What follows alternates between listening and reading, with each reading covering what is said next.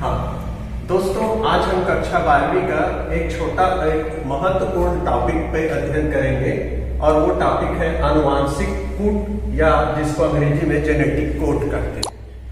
सबसे पहले हम इसकी परिभाषा देखते हैं। परिभाषा ये है, mRNA अणुओं में 3 नाइट्रोजनी क्षारकों का वह अनुक्रम जो किसी विशिष्ट अमीनो अम्ल के लिए संदेह निश्चित रहता है उसे आनुवांशिक कूट या जेनेटिक कोड कहते हैं। परिभाषा एक बार पुनः हम पढ़ लें क्योंकि परिभाषा लिखो आ सकता है। mRNA अणुओं में 3 नाइट्रोजनी क्षारकों का वह अनुक्रम जो किसी विशिष्ट अमीनो अम्ल के लिए संदेश निहित रहता है उसे आनुवांशिक कोड या जेनेटिक कोड कहते हैं। हम सब जानते हैं कि कोशिकाओं में प्रोटीन का निर्माण होता है और इस क्रिया को हम सेंट्रल डोग्मा कहते हैं। सेंट्रल डोग्मा में डीएनए से mRNA का निर्माण होता है और mRNA से प्रोटीन का निर्माण होता है। और हम सब जानते हैं कि प्रोटीन वास्तव में कई अमीनो अम्ल के मिलने से बनते हैं। तो ये वास्तव में अमीनो अम्ल रहता है, एक अमीनो एसिड, और इनके मिलने से प्रोटीन बनता है।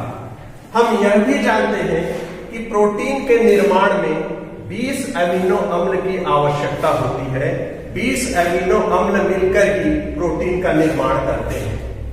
अब वास्तव में ये जो जेनेटिक कोड है वह आरएनए में 4 प्रकार के क्षारक पाए जाते हैं, ए, यू, जी और सी। एडेनिन, यूरेसिल, ग्वानिन और साइटोसिन। इन 4 नाइट्रोजनी क्षारकों से ही हमारे आनुवांशिक कूट का निर्माण होता है जो एक विशिष्ट अमीनो अम्ल को कोडित करता है। अब यह आते हैं कि आनुवांशिक कूट या जेनेटिक कोड की खोज किसने की। तो जेनेटिक कोड की खोज में मुख्य रूप से मैथाई, ओकावा, हॉली, खुराना व नीरेनबर्ग ये वैज्ञानिकों का एक समूह है जिन्होंने डीएनए, आरएनए की संरचना और प्रोटीन के निर्माण में इनका योगदान के बारे में विस्तृत अध्ययन किया। वास्तव में एक वैज्ञानिक हुए क्रिक, FCH क्रिक, इनका महत्वपूर्ण योगदान रहा इस ट्रिपलेट कोडान के निर्माण में।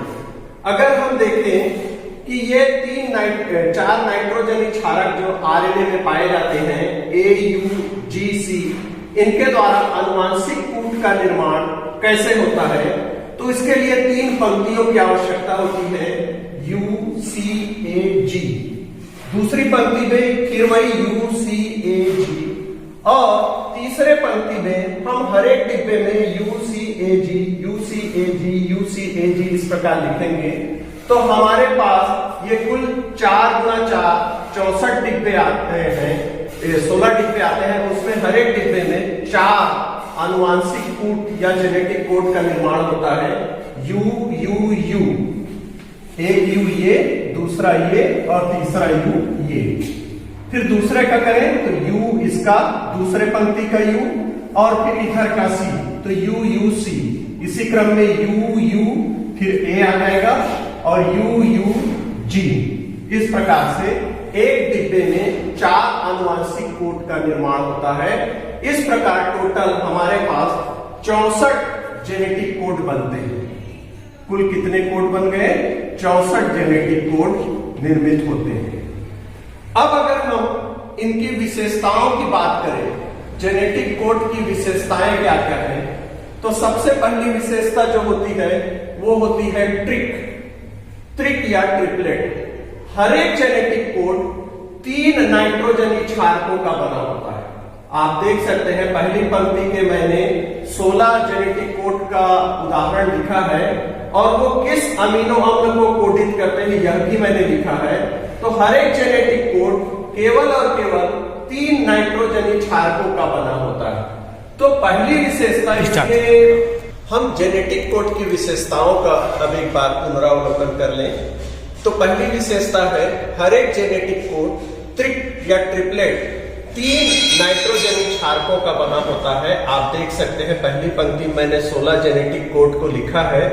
तो हर एक जेनेटिक कोड 3 नाइट्रोजनी क्षारकों से ही मिलकर बना है। दूसरी विशेषता है सार्वभौमिक यूनिवर्सल।